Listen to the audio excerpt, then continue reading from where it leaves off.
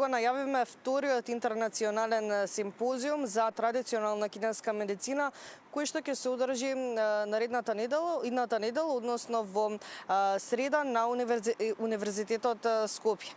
На овој симпозиум ќе учествуваат, односно ќе присуствуваат врвни предавачи и научници од кај нас, па и од странство. Имено може да се напомене дека првиот ваков симпозиум за традиционална кинеска медицина исто така се одржа во Скопје дури во 2017 година. Повеќе информации за овој симпозиум за традиционална кинеска медицина, интернационален симпозиум, втор кај нас, нешто повеќе на оваа тема од професор Мирчевски. Добро утро и добро дојдовте во нашата утренска. Добро утро, благодарам за поканата, за можноста од аспект на пациент, корисник на таа далекусежна корист на традиционалната кинеска медицина, да споделам некои информации. Знаете, Кина е чудо во многу аспекти, така е чудо и во незиниот медицински сектор и од незиниот капацитет да ја обедини незината древна традиција, но и со најмодерните концепти денеска на модерната медицина базирана на основа на докази. И тоа денеска се заедно, таа нивна традиција, но секако и сите сознанија од модерната медицина ја сочинуваат она што денеска се вика комплементарна или традиционална кинеска медицина. Кажете ми какви се предавања ќе има на самиот симпозиум, од каде се научници, предавачи ќе присуствуваат, освен од кај нас?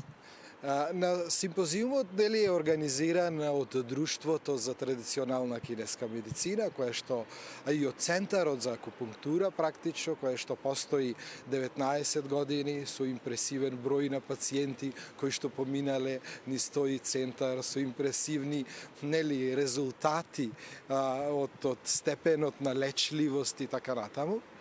Овој симпозиум е еднодневен, второт ваков вид.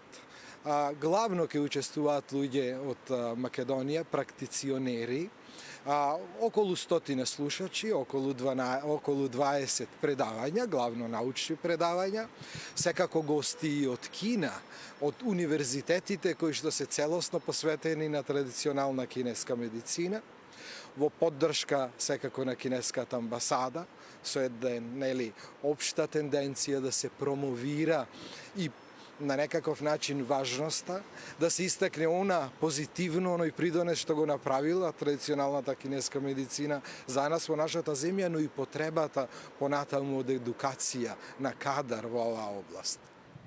Видите потребата од едукација на кадар во оваа област.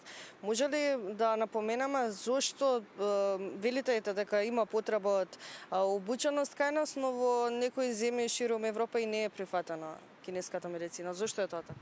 Видете, традиционалната кинеска медицина, незиниот, да речам, традиционален, но сегашен модерен концепт, тој подразбира на практиционерите најпрво целосна обученост според модерната медицина, потоа специјализации најчесто во модерната медицина и дополнително специјализации кои што се од доменот на традиционалната кинеска медицина. Така да практицирањето на традиционална кинеска медицина не е прашање на курс, тоа не е прашање на необразовани медицински лица. Кај нас, всушност, луѓето кои што практицираат, оние јас кој што сум дошол пред се докторот Жујихе, како врвен светски експерт, тоа се луѓе кои што имаат медицинско образование, кои што имаат докторати во областа на медицина, кои што имаат специјализација, кои што објавуваат научни резултати и всушност ретко образовани така, да речам, практиционери во медицинскиот сектор. Може ли да направиме јасна дистинција помеѓу кинеската традиционална медицина и апунктура и исто така алтернативна медицина? Која е разликата? Видете, поимот алтернативна медицина може би е многу широк поим, тој веројатно зависи како тој ќе биде дефиниран, може да вклучува најразлични традиции, практики и така натаму. Некои од нив секако модерната медицина не ги прифаќа, нема за нив доволно докази и така натаму. Меѓутоа, традиционалната кинеска медицина би рекле дека е комплементарна медицина. Незините резултати се резултат на емпириско искуство.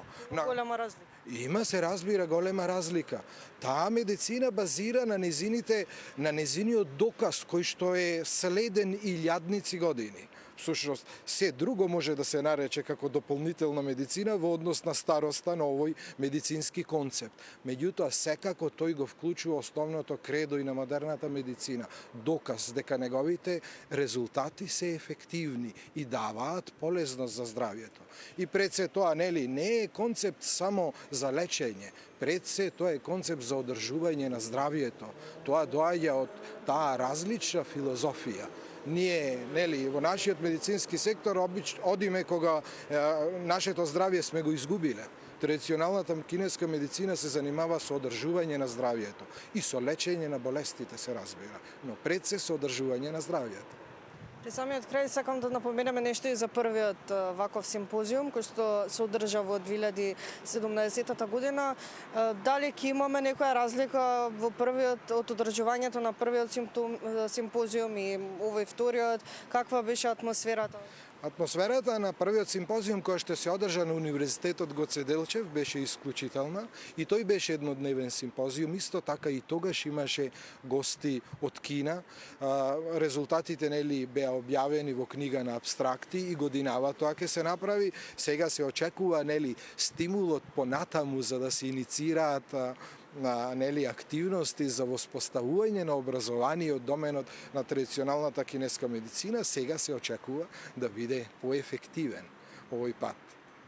Ви благодарам многу за одвоеното време и исто така и што имавме можност и јас да слушнам нешто повеќе и гледачите на една поинаква тема. Добро, ви благодарам многу за поканата и поздрав до гледачите. Се разбира, ќе ги поздравам и јас од ова второ вклучување на лице место. Се надевам дека слушавте со внимание за вториот интернационален симпозиум за кинеска медицина кој што ќе се одржи идната недела во среда на Универзитетот во Скопје.